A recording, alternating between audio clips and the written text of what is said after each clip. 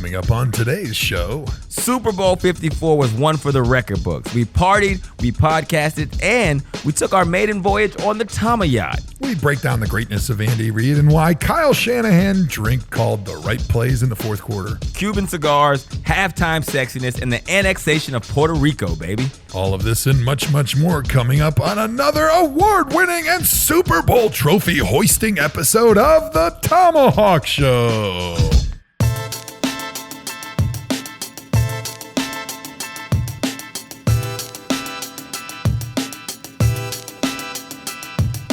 Welcome, everybody, to the hangover episode of Super Bowl 54.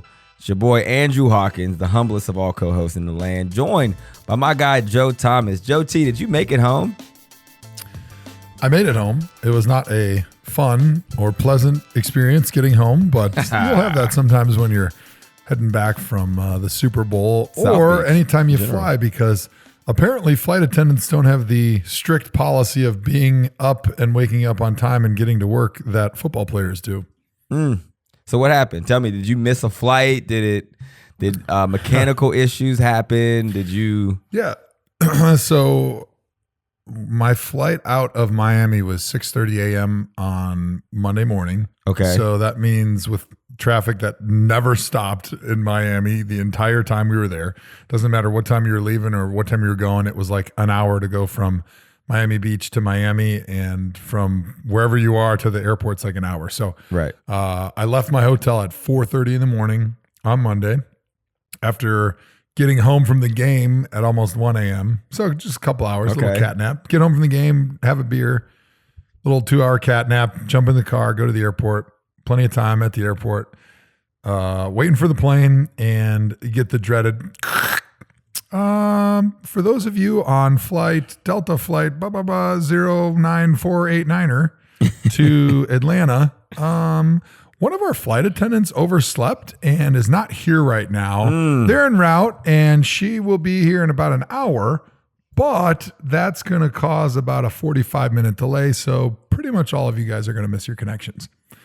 Wow. I'm like, okay, that's not great news, because many of you may not realize this, but Madison is not the largest city in America and does not have a lot of flights that go in and out of Madison's regional airport. I'm shocked you didn't have a direct flight, but now it makes sense. Yeah.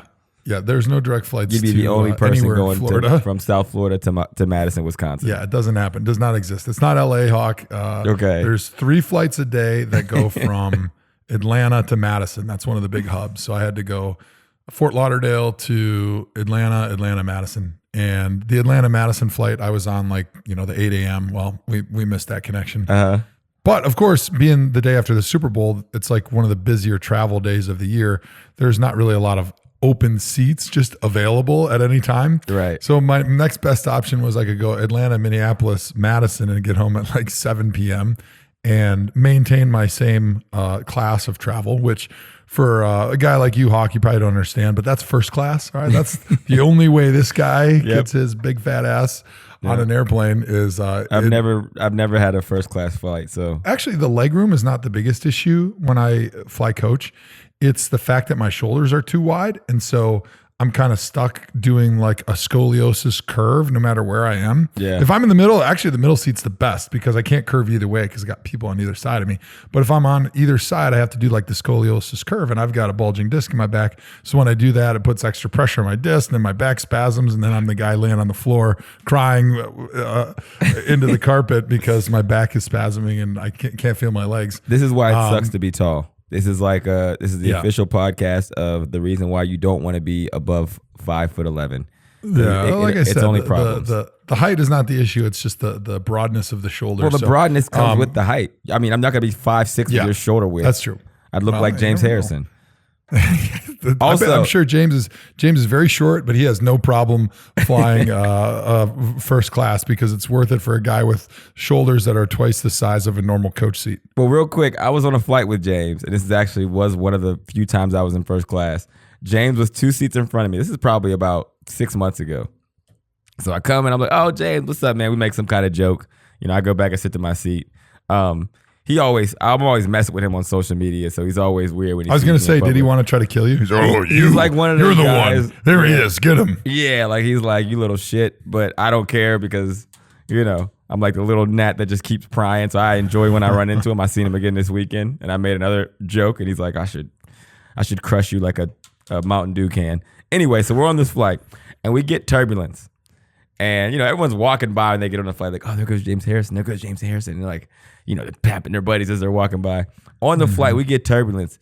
And this dude freaks the hell out. Like, and it wasn't just like I'm 3 rows behind him. As soon as we start getting turbulence, he's in there like, oh, shit. My God. Oh, God. No, he's not. Oh, what the hell? Oh, shit. No way. Oh, shit. Every little I'm like, dude. James, you are going to scare people. I'm not even kidding. He freaks out on this flight. What was he joking and trying to like play it up, or was he legitimately No. Scared? He was like, oh shit. Oh my God. Oh my God. Oh my. He was being dead. He wasn't even talking to anybody. He was just genuinely freaking out over this turbulence. That's surprising, being a guy that flies as much as he has, playing 15 seasons or whatever. I mean, he's got to be used to it. But dude, he was freaking out. But anyway, so the bottom line is I got to see the inside of Atlanta's airport for like 8 hours and tried to sleep in a chair for a little while after a couple hours of sleep that night. And it was not a pleasant experience. I ended up flying coach Atlanta to Madison and got in at like 5:30 last night to kind of complete the Super Bowl experience on a little bit of a downer. And if you're listening and you can tell by our voices, if they sound different, it was a very, very long week in Miami. So if it sounds like Calais Campbell talking to Ed Orgeron, that's because me and Joe were using our voices all week long to bring the bacon home to the ThomaHawk Show. Listen, it's a perfect time to say, if you want to follow us on Twitter or social media, Instagram, Reddit, at ThomaHawk Show, join our Facebook group or leave us a voicemail, 440-628-1376. We had a blast of a week, didn't we, Joe? Yeah, it was awesome. I will say the highlight of my week probably was just getting to hang out with Hawk a little bit, getting able to be on the ThomaHawk yacht, which I've renamed. Official ThomaHawk yacht. The ThomaHawk yacht, doing our thing. The Tama yacht. The only bright part about my bad Monday was I got a FaceTime at 8:00 right when I had landed in Atlanta, and I was fuming, pissed, right? Because shit's upside down right now, and I'm pissed. Oh, and but you I hate getting off your FaceTime routine. from one of my Cleveland buddies, and I open it up, and they're still at the club, 8 in the morning. And so they're showing me the club scene. The light is coming sort of through the door a little bit in the club, and all of a sudden I see, hey, Joe T, what's up? And I look, and it's Travis Kelce. And he is wearing the same outfit that he wore going to the stadium on game day. If you remember, he was wearing like these glasses and like a really loud like Miami suit jacket thing. I can't even really describe it perfectly. You'll have to go check out. I'm sure it was all over social media. But he's wearing the same outfit. He goes, Joe T, I love you, man. And I'm like, oh, Trav, I love you too, man. Congratulations. And he goes, and I love Mission Barbecue. And I go, well, that's kind of random. He goes, actually, I've never had Mission Barbecue, but I love you so much that I'm just going to say I love Mission Barbecue. And I'm like, well, that's really awesome, man. You brightened my day. Congratulations. He goes, I got to get back to partying. See you later. There's only one club that's open till 8 in the morning in Miami. So I know exactly where he was. Yeah, they were at LIV. Yeah. So that's incredible. And then that's just a testament to how much he listens to the ThomaHawk Show. He's one of only 2 people to ever join the ThomaHawk Show 4 times.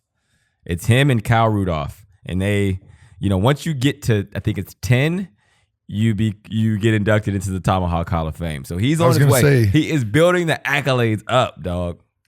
You don't get to the Hall of Fame in 3 or 4 years, right? There's a minimum of 7 to 10. Right. And we've got a couple tight ends that are right on the doorstep right now. And I think we're almost the official podcast of all pro tight ends at this point. I agree, man. If there's one position that always, rocks with the ThomaHawk Show, it's tight end. So Travis Kelce gets a W. If you've been living under a rock, the Chiefs beat the 49ers in the Super Bowl. I was picking the Chiefs all week, and I nailed it with my analysis. And then last minute, I switched over to 49ers and let my heart screw over the analyst in me. And, here we are, man. What was your biggest takeaway from the game, Joe? My biggest takeaway was the narrative is that Kyle Shanahan blew it again. But actually, I'm going to break it down for you. Please. Thank you. And tell you why. Actually, what Kyle did at the end of the game with his play calling and how he was calling some passes when everybody was saying he should have been running the football was actually the smartest thing that he could have been doing. And if you break it down the way I'm about to break it down for you, he should be getting applause for how he called the game, knowing that he had a quarterback in Jimmy G who wasn't playing at his best. Yeah, give it to me.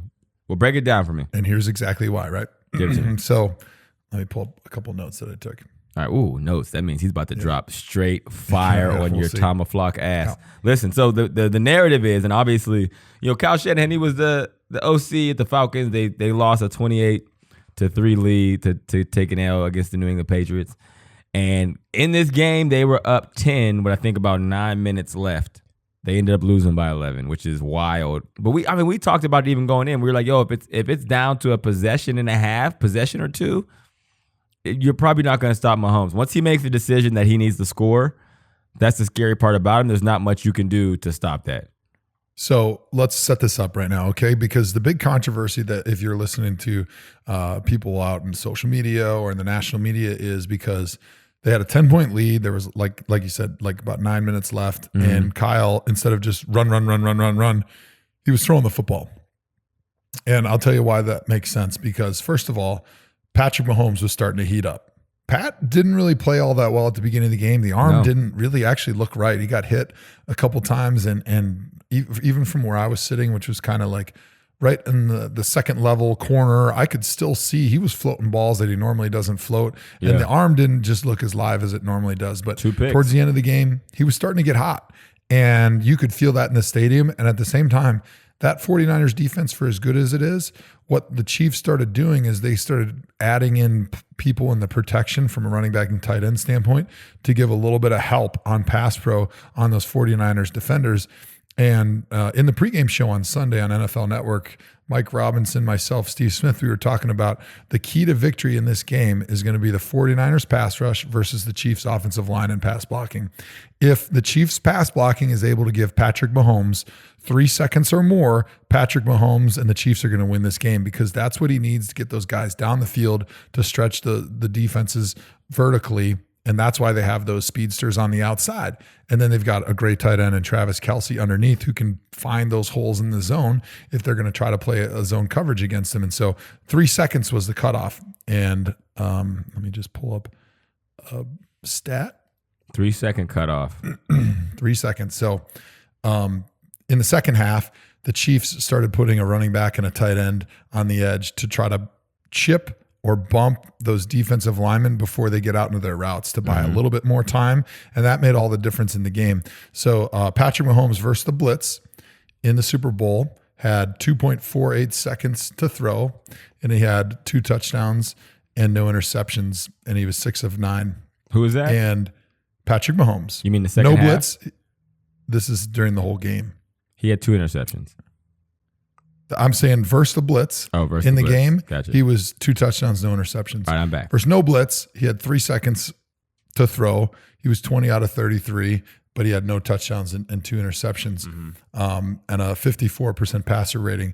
So it's interesting how when they were blitzing, he was actually more effective than when they weren't blitzing. Yeah. But if you're painting the picture right now about Patrick Mahomes, he's a guy right now that they've kind of figured out how to manage the pass rush. He's moving the ball down the field. So from Kyle's standpoint, he has to assume that when the ball gets back into Patrick Mahomes' hand, he's going to throw a touchdown. He's going to score a touchdown with that offense. So if you have that assumption that when Patrick gets the ball back, he's going to score a touchdown, you understand that from an offensive standpoint, you still need to score to win the game. Right. You can't just run out the clock and win it because of how Patrick's playing and how your defense is playing. So with that understanding, if you just run, the defense is thinking run, so they're trying to take it away. So what were the Chiefs doing? They were blitzing. And so running into a blitz is like guarantee either lost yardage or a 0-yard play. Yeah. It's almost impossible when they're just throwing run blitzes at you from a defensive standpoint. Offensively, there's not a lot of run game that is effective. So Kyle's thinking was, my best chance for success to score, since Jimmy G is not playing that well right now, is to throw the football into the blitz, which is a huge advantage for the offense because they're able to block it up, and it's going to give Jimmy G a lot better opportunity to throw the football. He's going to be more successful when they're blitzing and they're trying to take away the run. Instead of, if he just goes run and punt, Patrick Mahomes is going to get the ball and score. Now you're in a situation where the Chiefs defense is playing more conservative, but they're trying to take away the pass, which is going to make it even more difficult for Jimmy G to throw the ball and get it down the field. And so if you think about the odds of success of throwing when the defense is expecting a run are going to be a lot greater, especially when your quarterback is not exactly playing at his best versus when it's the defense is expecting a pass and you're trying to pass to come back and win the game. Yeah. I mean, that you're right. And we knew that going in. Like, it wasn't a surprise to me that happened, right? Everyone knew. That's the part that kills me. When people have their narrative, they're going to run with it no matter what. They wanted to run with the Kyle Shanahan blew a lead, but the reality was everybody effing knew coming in, like, you're not going to be able to stop Patrick Mahomes. So if it does come down to those couple of series where you can't score or, have long drives, you're going to lose the game. I'll tell you where the game was lost. If Jimmy G hits Emmanuel Sanders on that deep post, that's the ball game. It's over. And that's the other thing people are overlooking. The plays that Kyle Shanahan drew up in those situations, he got guys open. Yeah. There was wide open receivers. There was a chance for success. There's a chance to score. There was a great probability of winning that game if they just execute very simple passes. Very simple. But Jimmy G wasn't able to do that. He kind of crumbled in the pressure situations. And unfortunately for Kyle, now he's getting blamed for it. And I don't know if you heard it after the game. They asked Kyle what he thought about Jimmy G's performance, and he said he thought he played okay. And he was really having a hard time kind of holding back because obviously you don't want to throw your quarterback under the bus, but at the same time you realize that, like, I dialed up the perfect plays in the perfect situation. I got people open, and my quarterback just missed the throws. But now I'm going to take the heat, and it's going to be part of my narrative, and it's going to be part of my brand right now that, he blew the Super Bowl again in two years because he didn't want to run the football and he clammed up, which is actually the opposite of what he did. Because what got Kyle to the situation where he is right now as an offensive coordinator, and where the 49ers are and where the Falcons were a few years ago when they were in the Super Bowl, was his aggressive mindset. He's unpredictable. He's aggressive. He's always got his foot on the gas, exactly the way the Patriots always are. That's why the Patriots have been so successful, because he's got a quarterback that can execute when the time comes. Exactly. Yep. Because predictability is the enemy of success in the NFL, whether you're an offense or a defensive coordinator, because as soon as the other team figures out what you're doing, they're just going to call the perfect play for it. And so for Kyle, if he all of a sudden gets in a situation and starts getting nervous that, I better just run the ball so people don't say that I forgot to run the ball again, then that's playing right into the defense's hands. Yep. You have to be the same coordinator you are at all times, which is unpredictable and aggressive, that keeps the defense on their toes. That way they can never tee off on what you're doing. There was one time where I feel like the Chiefs had their number. That could have been bad. It was on a lookie. They ran a slant concept. They must have blitzed, ran a slant concept into it, and he baited the nickel defender, baited the slot, basically gave him the inside. Jimmy G went to throw the slant, and it almost got picked off by the safety. And it was like, it wasn't just, he made a great play. It was I don't know if it was they were baiting Jimmy G or they were baiting whoever, but they dialed up the defense knowing that that's where Jimmy G was going to go, and they tried to set him up for a pick. The guy was literally probably 4 inches away from making that huge play and probably sealing the deal in an even bigger way. Yeah. I got a question for you quick. Give it to me. So the narrative right now that, Kyle choked and blew it at the end of the game because he forgot to run the football is powerful right now, but stupid. Do you think, and it's definitely something he's going to have to own, do you think that this is something that's going to affect and maybe change the way he calls games going into the future? Yes and no. Yes, in the sense of, he's committed to Jimmy G for a while, and I still think Jimmy G is a good quarterback. You know what I mean? I think he clammed up in the pressure moments. Quarterback. Which it was the biggest stage of all time against the best quarterback in the NFL right now, and he just got outplayed. That doesn't mean he's a bad quarterback, but he's just not as good as Patrick Mahomes. He missed 5 throws that literally decided how he's going to feel for the next 7 months and possibly a couple years until they get the opportunity again. But so I say yes in the sense that when they get back in that situation and Kyle has Jimmy Garoppolo as his quarterback, which he will, he is going to take how he handled that situation into account with his play calling. Not that everyone else is saying that he blew it. He won't take that into consideration, but he does have to take in consideration his personnel. And if he was given that moment again, he probably would have run it or figured out a different way to call these plays that took it out of the hands of Jimmy G and put it into and took a chance with something else because hindsight is 20/20. That being said, Kyle Shanahan is young. Like if he just runs it, then they're punting, and then Patrick Mahomes goes down and scores, and now you got Jimmy G trying to run a 2-minute drill against a team that's trying to take away your 2-minute drill. And I don't mean to run. Maybe they run the annexation of Puerto Rico or some tricky shit that is a throwback, and to the blitz you're dumping it over to swing past to Debo. Debo's throwing it back, like doing stuff like that. A Philly special situation. Yeah, that's what they need. We can agree on that. That sounds like a great play. Yeah, I mean it worked for the Little Giants. I mean, come on. That's based on a true story, man. But anyway, yeah. So I think Kyle is young. It sucks, and you know how Kyle is. He is going to be pissed for the rest of his life. It's not something that is ever going to go away from him. But the thing to keep in mind is he's so young. He's going to have more opportunities at this. He's not where everyone else. Sometimes they have the perfect situation where they get to the Super Bowl.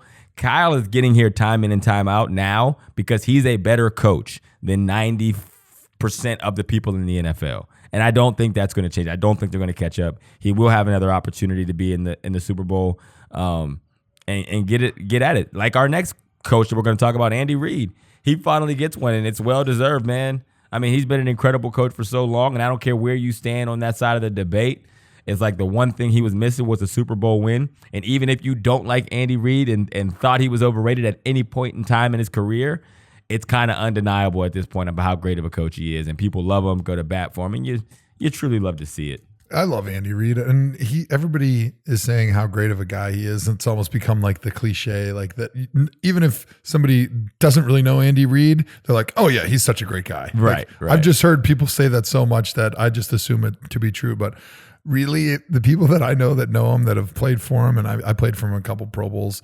No big deal. Yeah, was a Pro Bowl drop. Yeah, he's just a very professional coach. He's extremely smart. He's extremely bright. He treats his players like men. He knows exactly the details that he wants, and he does a great job developing assistant coaches. And for a guy that is one of the good people in the game, it was really good to see him finally get over the hump and win that Super Bowl, because now, in my opinion, there is no doubt about it that he's a Hall of Fame coach. And unfortunately for a coach as successful as Andy has been, and as well-liked as he is, without a Super Bowl ring, you're not a Hall of Fame coach. Yeah. But now he gets over that hump, and he's able to win the big game, which was part of the narrative around him was, he couldn't win the big game. So to get all that behind him, I'm so happy for him. My favorite thing about that I've heard about Andy Reid was when I found out after bye weeks, during bye weeks, he gives his team the full 7 days off. Yeah, that's part of the reason they love him. Yeah, I mean, because for people that don't know, you get, from Sunday to Sunday, right? When you're bye week, you're off. You're supposed to, you don't have a game. But most coaches, after your Sunday game, you might come in to a meeting on Monday, and then you might have a tune-up practice Tuesday, Wednesday just a walkthrough to let you off. Then you come back Sunday or Saturday for a practice on Sunday, and then Monday you might be off, and then start your regular week the next day, whatever it looks like. Andy Reid, from the time the game ends until the next day, the next week when practice would usually be, he gives his guys off. 7 days off in the middle of an NFL season is that's like 4 months to a professional football player. I'm not even kidding. I couldn't even imagine having a full 7 days off during the season. Well, Andy Reid was doing this even before the latest CBA, which mandated 5 days off, because back in the old days, there was no rules about how many days off during the bye week. And I'll never forget when Mangini was the coach, it was like, all right, guys, here's what our bye week plan is going to be. We're going to give you 5 days off. All right, we're going to have you come in Monday. We'll give you Monday afternoon off. So that's 1 day. I'm going to have you guys come in Tuesday morning, but I'll give you Tuesday afternoon off. That's 2 days. Then Wednesday, we're going to come in, do a light practice, 3 hours, get a lift in.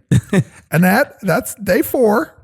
And then you got all Thursday, and you don't have to be back until Friday afternoon. 5 full days off. I'm taking care of you. And when we get back, we're going to do a 2-a-day Saturday and a 2-a-day Sunday. To make up for the time we lost on Thursday. I'll give Friday. you all Monday night off after a 2-a-day. And then you get Tuesday off, and we'll start the week all over again. Disgusting. And so we never got more than like 36 hours off when Mangini was there. And then thankfully the new CBA came out, and then they would give you a 5-day stretch. But Andy Reid was giving guys a full 7 days off. And now what I will say about Andy is he treated you like adults, like men. And when you came back though, after those 7 days, you were bumping, you were getting after it. Yeah. So it's not like he was a powder puff coach, but he just understood like you had to have a little bit of balance. And if you give something to players that they really want, it's just like a negotiation.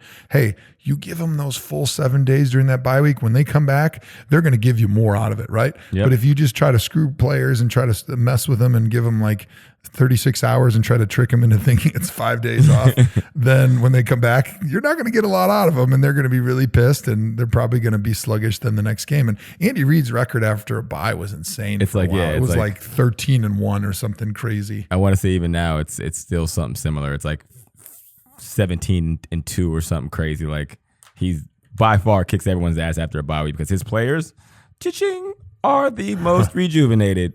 Who would have thought? All right, so my next question for you, Joe, is this, right? Who has a better chance of building a dynasty? The 49ers or the Chiefs? Which one of these teams are we watching the beginning of a dynasty for? I like this question because it's very simple. And even though I did not have a production meeting for this amazing podcast, it's the Chiefs. Because when you build a dynasty, even in today's NFL, which it doesn't rely on the stand back in the pocket, Drew Brees, Tom Brady, Aaron Rodgers, Phillip Rivers type anymore.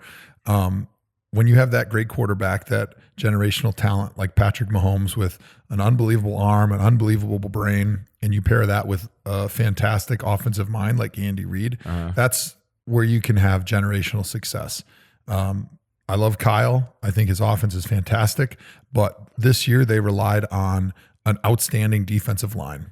And when you have great defenses, if you look back the last 30 years in the NFL, you're going to have a lot of peaks, but you're going to have valleys, because in order to keep a great defense together, it's kind of like links on a chain. On defense, you're kind of only as good as your weakest group. And so when you have a great defensive line like the Niners have, it's really hard to keep all those guys together, because those guys start hitting free agency and then they start going elsewhere, because you can't pay 11 dudes to keep them together the way. Dollar. If you have a great offensive quarterback, all you got to do is pay him and then maybe pay 1 or 2 weapons. And for the most part, you can kind of get by with serviceable veterans at the other positions on offense. So you can keep that really good team together for a long time. But if you look at the Seattle Seahawks, they were the Legion of Boom, right? Those guys left and then they kind of fell off. Now they still have maybe the second best or the best quarterback in the game, depending on how you shake things out, and Russell Wilson. And so now they've kind of come back up. But you look at the Ravens from 2000 when they won the Super Bowl, they did it with defense. And then it was really hard for them to get back. They didn't win again until Ray Lewis's last year in the NFL, because just keeping those great defenses together is almost impossible. Yeah, and if you look at the Chiefs, they're not even probably with their best defense they're going to have over the next 5 years. At some point, they're going to have a really good effing defense, and they're still going to have Patrick Mahomes. So it's going to be very easy with them. AFC last year, Super Bowl champ this year. Next question. The Browns. A lot of Browns getting rings, man. A lot of former Browns. I tweeted that out. People were not happy about it. They did not like that take. Browns fans don't like being reminded that we had some really good players over the years that everybody hated when they were here, and they thought they were bums. But, lo and behold, you go somewhere and you put some other good talent around them, and they look pretty good. For good coaching, right? I mean, Cam Irvin is an example. Everyone's like, oh, he stunk here. It's like, man, he was a kid. There was nobody teaching him. Like, he had to learn how to do it. And I mean, there's nobody teaching him. He didn't have any good players in that room to help him. I mean, it's not like he had a vet to look up to. I mean, give the guy a break. He's out there trying to figure it out on his own. Shit, if we had a leader in there, if we had someone that would take the guy under his wing, show him the ropes and not just worry about himself, then who knows what that guy could have been with the Browns. But yeah, Mitchell Schwartz, Cam Irvin, Austin Ryder, Who else? What other former Browns are there on there? Andrew Wiley. Andrew Wiley was a the Brown. first backup guard. Yep.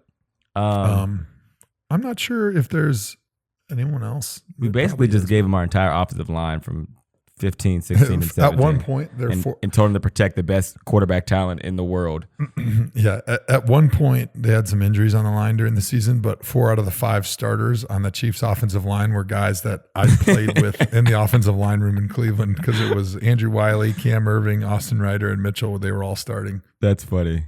All right. Well, the halftime show, you seen that up close and personal. Did Annie make you put a blindfold on when that was going on? How did that work at the game? It's funny because when you're at those games, your perspective on everything that happened is so different than when you watch it on TV. Yeah. Because when you're at the game, first of all, there is way more socializing than I usually like, because when I'm watching a football game, I want to watch it like a coach. I'm like, don't talk to me. I want to watch every second of what's going on. And if I have a chance to watch it on TV, I want to listen to the analysis. I want to be in there and I want to be part of the strategy. But when you're at a game, first of all, you're talking to people and people are talking to you, and maybe you're going to get a beer, or in the case of Andrew Hawkins, you're going to get another lobster and caviar. You're going to pop some champagne, and you miss things. And so during the halftime show, I was trying to watch, but our seats were not exactly 50-yard line right in the front. And so we could kind of see what was going on, and it was really exciting because I'm actually secretly a big Shakira fan. J-Lo, she's cool. Like I like some of her stuff. I'm a J-Lo but guy myself. I really like Shakira. And so I like in those halftime performances how they do kind of like a mashup of all their greatest hits for like 30, 40 seconds. And the dancing was great. Choreography, it was enormous. They had about 10,000 ants that were bringing pieces of the stage out for like a good 5 minutes at the beginning of the halftime show, which was pretty fascinating to watch. So I loved it. I thought it was really cool. What was your take? Yeah, no, I thought it was cool, man. I guess there's a lot of controversy around, like, maybe it was too sexy, people said. But they didn't say that last year when Adam Levine was bumping nipples, playing the guitar on stage, just no shirt on. All the moms love that. Well, here's one thing that I realized after being down in South Beach for my first time is that Latin culture, especially like in South Florida, is just a lot different, and there's a lot more skin involved, and it's just normal. You don't even think about it. Like we were down on South Beach, right across from Muscle Beach, which was our pregame set on game day, and the things that people were wearing just walking around were outrageous. I mean, you would have been thrown in jail if you walked around like that in Wisconsin for being naked. Of course, you'd also get hypothermia, but besides that. But besides that, illegal. It was just amazing. I mean, that's just part of the culture. It's a very sexy culture that they don't wear a lot of clothes, a lot of nice bodies, and they like to dance. And so if you try to take that out of their performance, it would have been horrible, because that's not who they are. Like, you can't ask those two people to do a halftime show and then go and ask them to wear a trench coat. Like, that's not who they are. Like, you got to let them be who they are, and that's what they signed up for. And so I had no problem with it. I think everybody that knew anything about Shakira and J-Lo had to expect it. And certainly the NFL had to. It's wild that J-Lo is 50 years old. That's exactly what. And Shakira's like 43. Yeah. That's exactly what we said after watching that. My wife's a huge fan of both of them. And so she was all jazzed up. And, I was pretty excited because I thought it was really good. And so we were dancing around at the game when we were watching it. And when it was over, she goes, "Do you believe J-Lo is 50 years old?" That's wild. And I said, first of all, that's amazing because she looks amazing. But the way she still moves is incredible. It's like, you're she's like, a man, look at her 25-year-old. knees. Joe's him being Man, I was jealous. Like, what do you do for your knees? Like stem cells or what? Look at her walk up those steps. She doesn't even need help. Oh, how wow. do you bend like that? Honey, check out those shoulders. She lifts them all the way to the air. How about that? That's amazing. All right, so halftime show. What else we got here? Oh, Radio Row. What was your favorite moment from Radio Row? Can I just say we killed it on Radio Row? Like, we've done it 3 Super Bowls in a row. We're always the talk of the town, man. And we're just, when we get together, the electricity that just comes into the room, everyone can feel it. You definitely made an insider trading joke on Martha Stewart. That was a bucket list moment for me. Yeah, we are definitely full of crap 99% of the time on this show. Absolutely. But this is the time we actually are not full of crap, because ThomaHawk Show, NFL Network, we collaborated like the biggest rappers in the hip hop game. Yeah. And We used our star power, which is non-existent, with the NFL brand, which is Existent. the most powerful brand in America. And we were able to book our greatest guests of all time, obviously. We had Martha Stewart, we had MC Hammer, we had Russell Wilson, and on down the line. And so my favorite moments, I'll give you my top three, which are those three people that I just mentioned. First of all, Russell Wilson, when he was breaking down his style and how his style has improved a little bit with Sierra, but he also gave us some style tips. Yes. And if you remember, he was talking about having good style is just like having a good basketball game. You got to have inside, you got to have mid-range, and you got to have that outside. Versatility. And yes, you got to have that versatility, right? Your inside game, that is your casual, right? Everybody's got a pretty good casual game, right? That's your t-shirt and your basketball shorts. No problem, right? Your outside game is like your suits and stuff like that. That's pretty easy, right? That's your fancy stuff. But it's that mid-range game that's where you make really attracting the eyes. And Russell said he worked on his mid-range game because he was kind of a nerd, and I told him that. You did. And then right around the time, right around Hawk started sweating profusely when I said that. He's like, "You can't call Russell Wilson a nerd to his face." I'm like, "Me and Russ go way back. He's going to tell Sierra, and then she's going to hate our show." Which means my wife is going to hate our show. If Sierra hates our show, it's a trickle down effect. They already hate our show. So that's you're nothing right. new. But he was like, you know what? The key to scoring Sierra is because I improved my mid-range game. My like casual but dress casual outfits. And I thought that was pretty awesome. That was good, man. He was good. Yeah, I enjoyed the Martha Stewart interview where you made a joke about insider trading. You talked to her about weed, and you talked to her about cooking, but also betting on the NFL Network, which is a strict no betting zone. Yeah, the NFL. we're not even allowed to like bet on horse racing. We can't even. You can't even go in a casino. We can't talk about betting to each other on our show because we're affiliated with the NFL Network. And here comes Joe asking her if she took the over under and how much money. She's like, I threw $40 on San Fran. I'm like, you know what? A couple prop bets on the side. I'm like, all right, well. I thought that was going to be over within the first two interviews, but we did a really good job, and it was very, everyone had a good time. The number one guy at NFL Network came up to me after that, and I thought we were like toast. But like Hawk said, this is actually not a lie for once. They were like, that was awesome. He said, that is my favorite moment from the Super Bowl week. And right as soon as that was over, they were like, we need to do more of this. And so, hey, you never know. The ThomaHawk Show might actually be called back on the NFL Network again because it seemed to be people were really talking about it and they thought it was pretty funny. Well, it's funny when we first started this podcast, when it was just me and you, and we didn't think anybody would listen to this stupid show. We wanted to call it the ThomaHawk Podcast, and we were like, you know what? Let's just call it the ThomaHawk Show because who knows? One day we might be on TV, and it wouldn't make sense to be the ThomaHawk Podcast on TV. And we were like, you're an idiot. Okay, let's do it. And that's how the ThomaHawk Show got started. Other underrated favorite moment is Antonio Gates giving us the perspective of the Chargers, that game where we escaped a winless season in 2016. And he was saying how for 7 weeks they were counting down, hoping that we would get a win because they didn't want us to be winless when they played us the second to last game of the season because it would be too much pressure on them. Underrated moment. I especially like that moment because we knew that exact same thing. I remember walking onto the field in that game and just thinking like, we're going to win this thing. I can see across the field how scared they are that if they lose to the Browns and the Browns get their first victory of the season on Christmas Eve, that is going to be so much worse for them than it is good for us. Yep. And they are just so afraid of it. And sure enough, they played tight just like it was our Super Bowl because it was everybody's Super Bowl that night. We won the game and Antonio Gates confirmed it for us, which was pretty cool. Yep. How about having MC Hammer on? That was pretty cool. I thought that was awesome. And I'll tell you, my favorite part, the stories he was telling were great. And he kind of threw a lot of shade at today's artists. Yeah. He was like, get the hell off my lawn, you not being in shape and not being as committed. Pieces of He was saying how back in his day, they would wake up and run 6 miles and they hit the gym and they were all in great shape for their shows.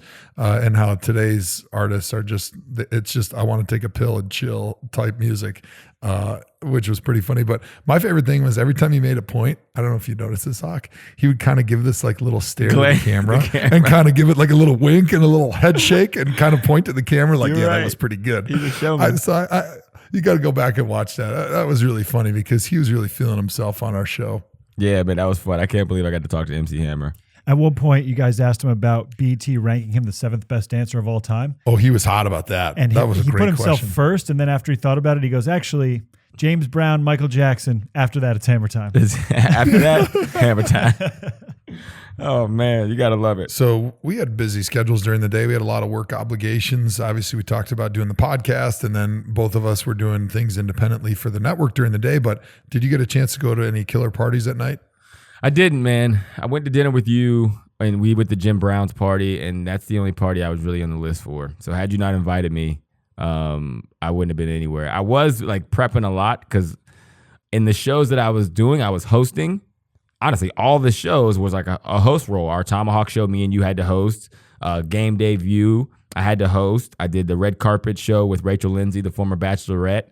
I had to host. So there's a lot of prep that goes into that and scripts and shit like that. So I didn't feel good about going to parties, but even if I wanted to, I wasn't on the list for any. In the height of my popularity, even still, it's just more the same, man. You know, and just more ThomaHawk content to talk about how I'm getting escorted out of the line because I'm not on the list. Yeah, I didn't hit up too many parties. The only night that I tried to hit up some parties was Friday night. So my wife got in Friday. Alex Mack and his wife got in, and so I didn't have anything going on Saturday until a little bit later. So I was like, all right, Friday will be the night that I'll go out. We'll hit some of these parties, and it was the Barstool party, and there were some other good parties. And like we talked about in the show, the Barstool party, 2 out of the last 3 years was awesome. 1 year it was totally whack. So we're like, hey, let's check it out. And unfortunately, Friday night was the night in Miami where it just poured rain like the whole night. It was ugly. But anyway, so we go to Barstool, and as soon as we get in there, it was, you knew instantly it was so whack. Like, Big Cat had given us VIP tickets, which, you know, sometimes that's amazing. Like when last year in Atlanta, the VIP in Barstool, you walked in and there was like a sushi chef making whatever sushi you wanted. They had like a whole buffet line of barbecue stuff that you could make your own barbecue. They had 2 or 3 bars. They had like big buckets of beer. You could just go over and grab them. I mean, you couldn't walk 10 feet without having like delicious food or an amazing drink. And that was awesome. And then they had your own like VIP section to stand up there and to watch the fights, because it was also their like rough and rowdy brawl. So amateur boxing essentially. Right. So as soon as we walked into this place, it was this giant like open air like tent, and they had like some bleachers set up, and that was like the VIP area. And so we're like, all right, well, let's at least check it out. So we did a lap. We walked up into like the VIP area, saw Taylor Lewan, which was cool. I was like, hey, what's up, man? Hey, that's my guy. And went over to the bar, and the VIP line at the bar was like 30 bros deep. And it would have taken no less than a half hour to get a beer. And as soon as we saw that, we're like, we're out of here. Let's go. This is whack. Well, I ended up hearing, I'm not sure if you heard this, but like a little bit later in the night, I don't know if it was because of all the rain or because of they were using a lot of power, but I guess the power went off for the whole party. Oh, wow. And like the police had to come and just escort everybody out of there because it's dangerous. Like, if you're in a party with 10,000 people that are all drunk bros, and all of a sudden the lights go out. I like that you keep calling them bros. Yeah, they're going to be pissed, and all of a sudden stuff's going to happen, not good stuff. And so I can firmly say that Barstool's batting 50% right now, because this party this year was totally whack. And, I'm not sure if I'm going to go back, but Alex Mack saved the night. So I said, let's go to Barstool. Strikeout, my fault. So we ended up going from Barstool to, we found just any bar that was close. At that point, we were just, Sahara Desert in our mouth. And he found this cigar bar, which every place that was inside at that time was packed because it was raining so bad that if you've ever been to South Beach, a lot of clubs and stuff are outside. They've got outside areas. And so when it starts raining like crazy, everybody just scurries inside like cockroaches. Mm-hmm. So we go to this like cigar bar that turns out to be like the Cuban version of Sopranos cigar bar. Like everybody in there was like a Cuban mobster. And somehow we walk right in and get like 4 of these ultra comfy chairs with this great little seating table, and a waitress comes right over and it's like, what can I get you? And instantly I knew I'd fallen in love. And we ended up spending like the next 4 hours there eating great Cuban food, smoking great cigars, probably Cubans, but who knows? They're illegal. And enjoying like an epic scene from the Cuban version of Sopranos. And so shout out to my guy, Alex Mack, for finding an amazing classical South Beach scene, which I'm a big fan of the scenes. Do you like scenes? Like I'm really interested in different scenes in different states and different cities and different cultures, because there's always kind of like the same theme. You know, there's like the dudes that are trying to come up and climb to the top. And then there's like the attractive women. And then there's like people that are feuding over stuff. It's just fun to sit back and watch. Yeah, I'm not big into the scenes. I don't like humans. I'm not big into being part of it, but I like watching it. Yeah, no, I guess I could see where you're coming from on that. I don't know what I'm into, man. I definitely wasn't in the Cuban mob that night, but I just enjoyed watching the interactions. It was just fascinating. It was fascinating to see a different. Yeah, I guess I can see that where you're in like in a different setting, and it's like if you feel comfortable, it's cool to like look and be like, oh man, this is just different than what I've ever seen before. Different. I love different. Yeah. It wasn't like I was in there like making friends or anything, but just sitting back and seeing like the host would like come over and he would see like one of his buddies that must have been like a big wig, and he right over and gives like the bro hug, and he's like, oh, whatever you need, man, kind of wheeling and dealing. Like, It was kind of funny. See that big guy? Let's kill him. Yeah, whatever. Kill him. Yeah. We'll take care of it, but the night's over. I'll bury the body. So Friday night for me was a big night. I stayed out way too late. But Saturday, it was a little bit more of a chill day. They had NFL honors and got to bed early Saturday night. But you were actually hosting NFL honors on the red carpet. How did that go? Yeah, I did, man. I hosted the red carpet. It was cool. I did it with Rachel Lindsay, who was a lot more famous than me. So that was awesome. That's always good to come up on people. That's why I'm your friend, buddy. Yeah. Everyone keeps talking about how cool Hawk is and how he's really going to be huge in this business. So I'm like, I better hang on to that guy. Right. And then I'm trickling it up to Rachel Lindsay. But it was cool. I got to talk to Lamar. All coming up on her. Lamar came around. He is even better in person than, I'd imagine. Super cool, humble dude. Obviously won the MVP that night. I got an autograph from Curtis Martin. Big Curtis Martin fan. He signed my football. So I have the football where I'm trying to get the top 11 rushers in NFL history. And when we were on the set at Radio Row, they were getting annoyed because I was walking off a set trying to run down Barry Sanders and all these people. I'm not gonna lie. You're not gonna lie. The only person more excited about getting all these autographs on that ball than you are is me, because then I don't have to hear about it anymore, and it doesn't have to be a distraction from our job, because we're sitting there on Radio Row on the ThomaHawk set, and MC Hammer's like coming up on the stage, and we're like, holy crap, this is MC Hammer. We better have some funny content and some funny things to talk about. And Hawk sees or hears that like Barry Sanders is in the other corner of the convention center, and he's one of the guys he still needs on the football, and he just vanishes. So we're going to make MC Hammer wait, who's a really busy guy, and he already doesn't want to be there on the ThomaHawk Show. We're going to make him wait so that Hawk can go try to run down and fanboy Barry Sanders. Yeah, it's worth it though. I mean, come on. This is, So on this ball, listen to this list of autographs I have on this football. I have Walter Payton, Emmitt Smith, Jim Brown, LaDainian Tomlinson, Jerome Bettis, Eric Dickerson, Curtis Martin, and Frank Gore. All I'm missing is Adrian Peterson, Barry Sanders, and Tony Dorsett. And you know what? I'll add Marshall Faulk because I'll go top 12. We were actually with Marshall on the yacht. I was going to say, and I went to introduce myself because Marshall was at that yacht party. I introduced, like, he's sitting there. It's Marshall Faulk. I'm not going to not say something to Marshall Faulk. So I walked up and I'm like, hey, Marshall, I'm Andrew Hawkins, man, pleasure. He was like, man, get out of here. I know you are, Hawk. And it was just, that was our interaction. Like, all right. And then I went back and got a drink. Like, he dapped me up. And was like, the hell are you talking about? It made me feel good. I'm like, Marshall Faulk knows who I am. You were starstruck by your own fame. Yeah. Hawk, of those 8 autographs that you have, which one was the hardest to obtain? Because you were sprinting around Radio Row looking for Barry Sanders at the Bismarck, North Dakota ESPN affiliate, trying to track him down. Eric Dickerson was tough because I got most of them at the Super Bowl. So the backstory is I went to a charity auction for Emmitt Smith, like 7 years ago, and in the charity auction he had a football that was signed by him and Walter Payton, right?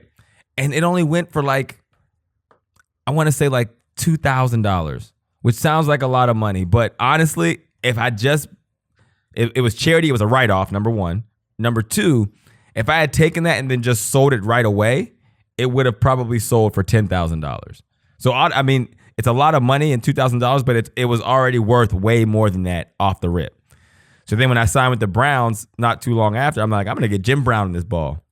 And my son's really into it, and he's like, Dad, let's try to get all the running backs. I'm like, yeah, let's try to get all the best running backs. So that's how it started. So every Super Bowl, I bring this ball down.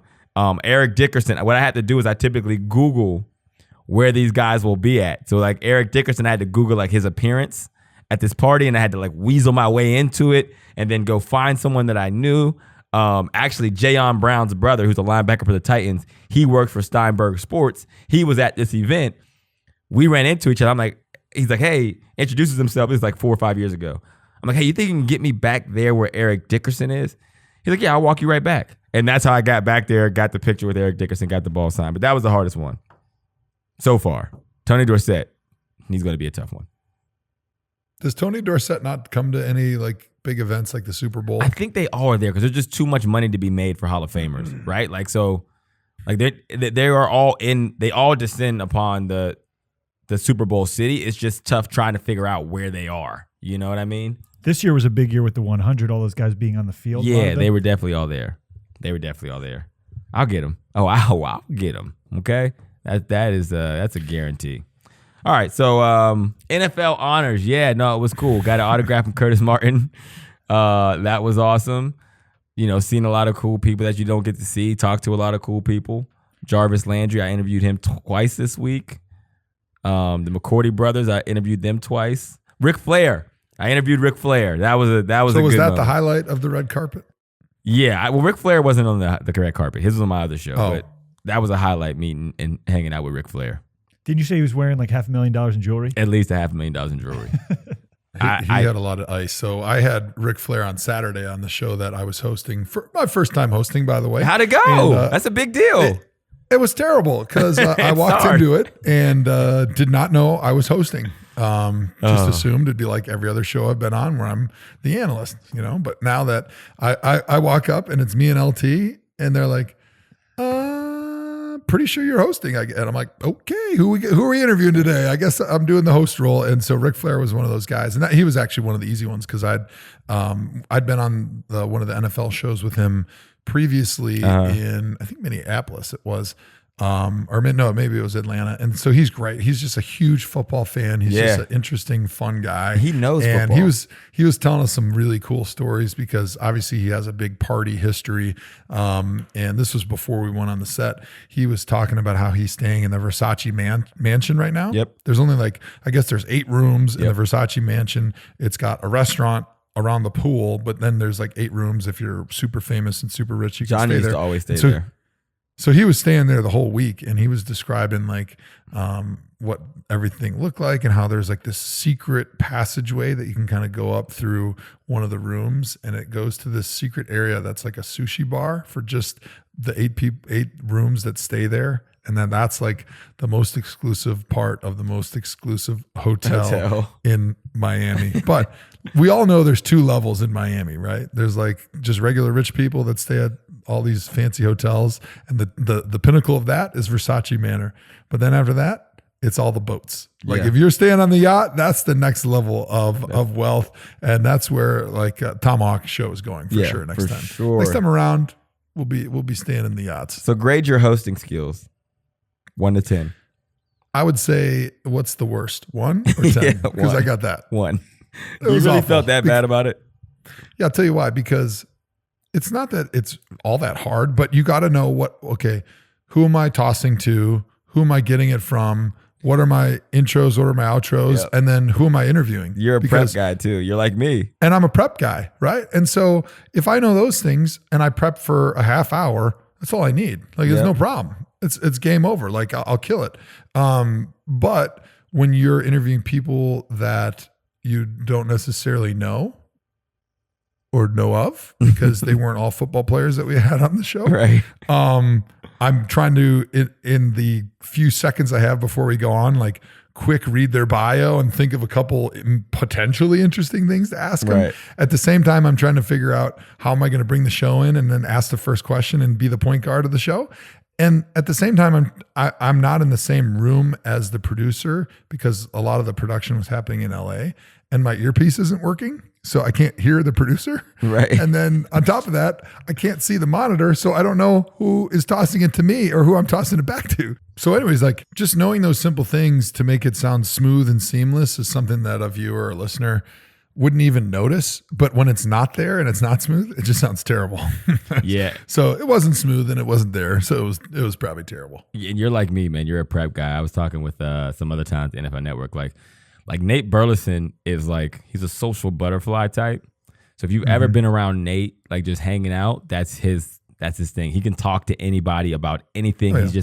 He's naturally curious. So he just wants to hear everything and interject. Like he can figure out a way to interject like in a shared experience or some overlap in any conversation. So when he hosts, it's like, that's just who he is. For us, we are prep guys. And it's very kind of, it's basically overlaps who we were as players because we were the same kind of players. Like we wanted to go into the game having thought about and prep for every single scenario. When I'm hosting, it's the same thing. And I'm like, even when it comes across, like I'm just making small talk or it's just little jokes here or that question seem off the cuff or when you're filling dead space, I prep for every single one of those scenarios ahead of time because I don't want to be left in a situation with my pants down. Again. So, all right, for your hosting roles, Saturday, NFL Honors, how do you think you did, 1 to 10? Probably an 8. That's really solid. Yeah, so it was good. It was good, man. Nice job, man. I killed at 8 there. My other hosting role, probably a solid 8. ThomaHawk Show, me and you, definitely a 10 out of 10. Those were 10s. Those were 10 pluses. 10s. I mean, it was a good week, dude. It was a good week.